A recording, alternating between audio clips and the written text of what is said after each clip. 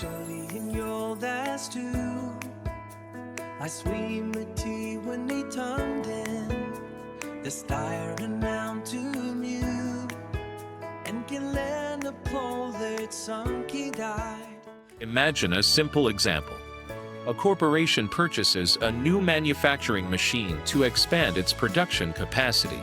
Because this machine is expected to be used for many years, it is considered a capital asset rather than a regular business expense. The first step for the tax preparer is to obtain the purchase invoice and add the machine to the corporation's fixed asset register. This creates a permanent record of the asset and provides the supporting documentation needed for future tax reporting. Next, the asset is assigned to the correct Capital Cost Allowance, or CCA class. Determining the correct CC class is an essential step because it determines which Capital Cost Allowance rules apply to the asset. After confirming the CC class, the tax preparer reviews whether the machine qualifies for the Temporary Accelerated Investment Incentive Program, or AIIP. If the asset satisfies the applicable eligibility requirements, the corporation may claim a larger first-year capital cost allowance deduction than it would under the regular CCA rules.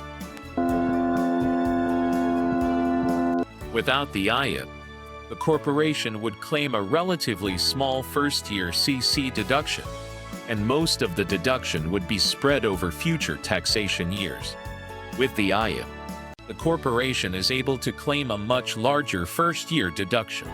This larger deduction reduces the corporation's taxable income by a greater amount during the first year. As taxable income decreases, the corporation may also pay less income tax, improving its cash flow.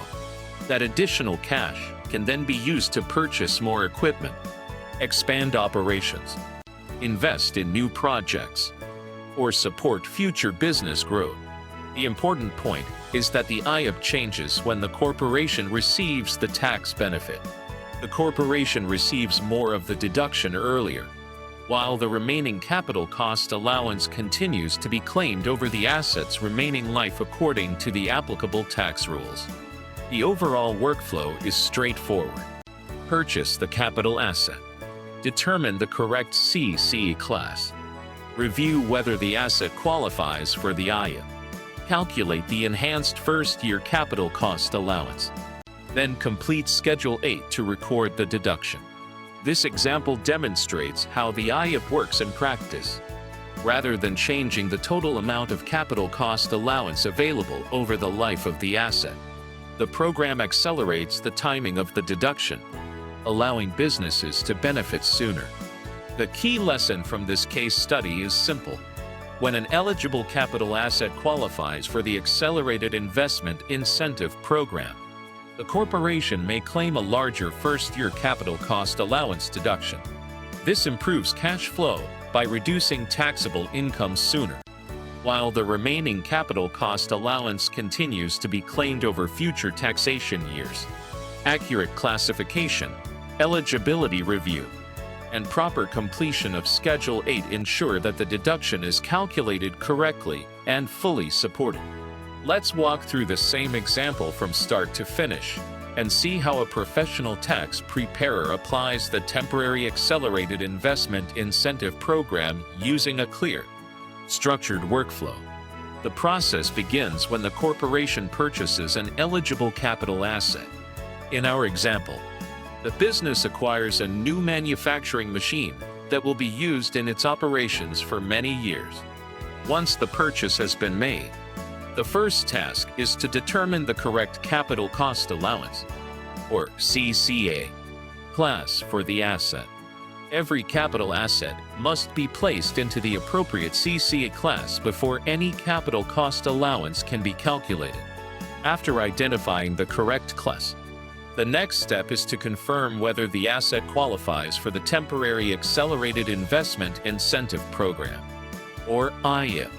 This review is important because not every capital asset automatically qualifies for the incentive.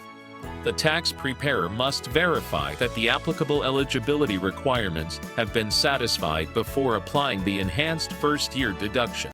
Once eligibility has been confirmed, the tax preparer calculates the enhanced first-year capital cost allowance using the AIIP rules. Because the AIIP provides a larger first-year deduction than the regular CCA system, the corporation is able to reduce its taxable income sooner. This may also reduce the amount of corporate income tax payable during the current year and improve the corporation's cash flow. After calculating the first-year deduction, the next step is to determine the remaining undepreciated capital cost, or UCC. The remaining UCC represents the balance that will continue to be available for future capital cost allowance claims in later taxation years. Even though the first-year deduction is larger under the AIIP, the remaining balance must still be tracked accurately. Finally, the completed calculation is recorded on Schedule 8. Schedule 8 becomes the official record of the corporation's capital cost allowance calculation and provides the information needed for future tax years. A helpful way to remember this process is with 5 simple actions. First, review the purchased asset. Next, classify it into the correct CCA class. Then verify that it qualifies for the AIIP. After that, calculate the enhanced first-year capital cost allowance and the remaining UCC. Finally, record the completed calculation accurately on Schedule 8. One common beginner mistake is trying to calculate the first-year deduction before confirming both the correct CCA class and AIIP eligibility. If either of these steps is skipped, the capital cost allowance calculation may be incorrect, resulting in errors on the corporation's tax return. The key lesson from this example is simple. Professional tax preparers always follow a consistent process. They review the asset, determine the correct CC class, verify AIIP eligibility, calculate the enhanced first-year capital cost allowance, determine the remaining undepreciated capital cost, and accurately record the results on Schedule 8. Following this workflow helps ensure accurate tax reporting, reliable asset records, and proper application of the Accelerated Investment Incentive Program. When preparing a corporate tax return, the objective is not simply to calculate capital cost allowance. A professional tax preparer follows a structured process that ensures every deduction is supported, every calculation is accurate, and every record is complete. Let's summarize the key lessons from this AIIP example. Everything begins with the purchase of a capital asset. In our example, the corporation purchased a new manufacturing machine that would be used in the business for many years. Because it is a long-term business asset, it enters the capital cost allowance system rather than being deducted as a regular expense. The next step is to determine the correct capital cost allowance, or CCA class. This is one of the most important decisions in the entire process because the applicable tax treatment depends on the asset's CCA classification. Once the correct class has been identified, the tax preparer reviews whether the asset qualifies for the Temporary Accelerated Investment Incentive Program, or AIIP. Only after confirming eligibility should the enhanced first-year capital cost allowance be calculated. Because the AIIP allows a larger first-year deduction for eligible assets, the corporation is able to reduce its taxable income sooner. Lower taxable income may also reduce corporate income tax for the current year, improving the corporation's cash flow. After calculating the enhanced first-year deduction, the remaining undepreciated capital cost, or UCC, must be updated. This remaining balance becomes the starting point for future capital cost allowance calculations and ensures that the corporation continues claiming the remaining deductions correctly over future taxation years. Finally, the completed calculation is recorded on Schedule 8, creating an accurate record of the corporation's capital cost allowance claim for the year. Throughout this example, several important review questions should always be asked. Was the asset placed into the correct CC class? Does the asset qualify for the AIIP? Was the enhanced first-year deduction calculated correctly? Is the remaining UCC accurate? Has Schedule 8 been completed properly? To answer these questions, tax preparers rely on supporting documents such as the purchase invoice, fixed asset register, Schedule 8, financial statements, the general ledger, calculators, and tax working papers. The most important lesson from this case study is understanding what the AIIP actually changes.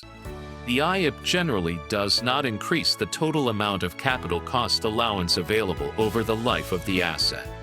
Instead, it accelerates the timing of the deduction. By allowing a larger deduction during the first year, the corporation receives the tax benefit sooner, improving cash flow, while the remaining capital cost allowance continues to be claimed in future years. The simple rule to remember is this: whenever applying the Accelerated Investment Incentive Program, begin by identifying the correct CC class, verify that the asset qualifies, calculate the enhanced first-year capital cost allowance accurately, update the remaining undepreciated capital cost, and record every step correctly on Schedule 8. Following this structured approach helps produce accurate tax returns, reliable asset records, and professional quality capital cost allowance calculations, while ensuring that eligible corporations receive the full benefit of the Accelerated Investment Incentive Program.